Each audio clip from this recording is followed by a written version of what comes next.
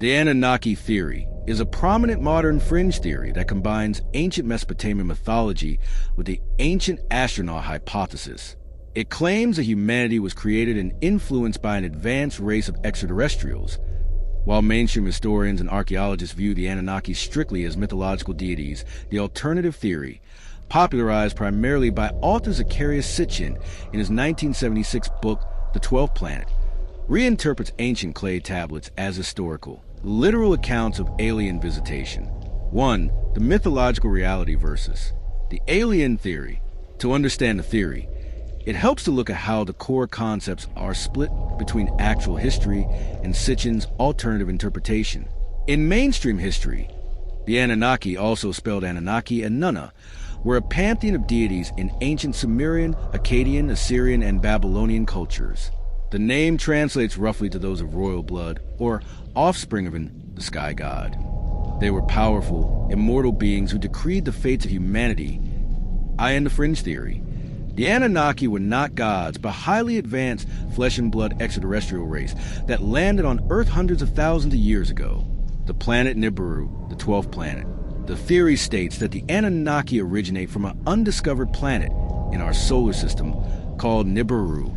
This planet supposedly operates on a massive, highly elliptical 3,600-year orbit around the Sun, spending most of its time in the deep, outer solar system before swinging back through the inner planets.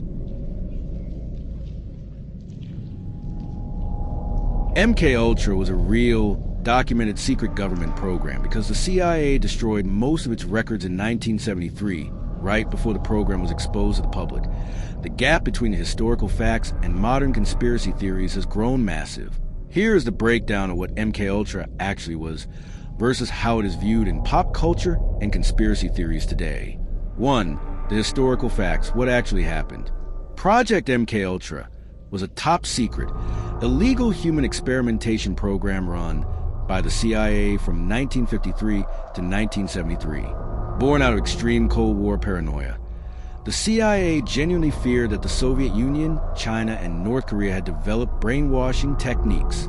The U.S. government wanted to find a truth serum for interrogating spies and see if human behavior could be completely reprogrammed. The program was massive, spanning over 150 subprojects across 80-plus institutions, including universities, hospitals, and prisons. The horrific reality of MKUltra included unwitting drugging. The CIA slipped high doses of LSD and other psychoactive drugs to unsuspecting mental patients, prisoners, Johns via CIA-run brothels and Operation Midnight Climax, and ordinary citizens without their consent. Psychological torture. Subjects were forced into sensory deprivation, prolonged isolation, severe verbal/sexual abuse, and massive overdoses of electroshock therapy. Psychic driving. In some sub-projects like those run by Dr. Ewan Cameron in Canada, patients were chemically paralyzed, put into drug-induced sleeps for weeks, and forced to listen to a single recorded phrase looped up to 500,000 times to try and erase and rewrite their personalities.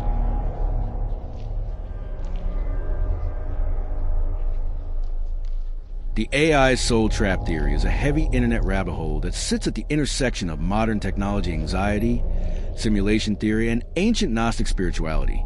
In short, the theory claims that our physical reality is an artificial, matrix-like prison designed to harvest human soul energy, and that artificial intelligence is either the architect of this prison or the ultimate trap to lock human consciousness into a digital matrix forever.